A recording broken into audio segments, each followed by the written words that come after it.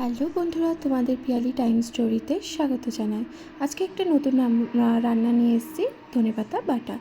ধনেপাতা, রসুন আর লঙ্কাটাকে ভালো করে বেটে নিতে হবে কড়াইয়ে। তারপরে সাদা তেল দিয়ে কালো জিরে ফোড়ন দিয়ে কুচানো পেঁয়াজ ভালো করে ভেজে নিতে হবে, ঠিক যতক্ষণ না পেঁয়াজের রং বদলায়।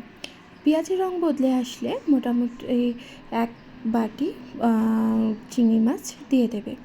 চিংড়ি মাছটা ঠিক ভাজা হয়ে আসলে স্বাদ মতো নুন আর হলুদের গুঁড়ো একটু ছড়িয়ে আবার ভাজতে থাকবে। ভাজতে ভাজতে যখন দেখবে ভাজাটা হয়ে গেছে, তখন ওই বাটা ধনেপাতা বাটাটা দিয়ে দেবে। দিয়ে আবার রান্না নাড়তে থাকবে যতক্ষণ না জল শুকিয়ে আসে। ব্যাস, রেডি।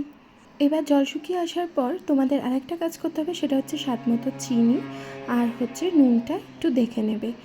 দেওয়া হয়ে গেলে ব্যাস, গরম ভাতের সাথে কিন্তু দারুণ চলে যাবে, সাদা ভাত।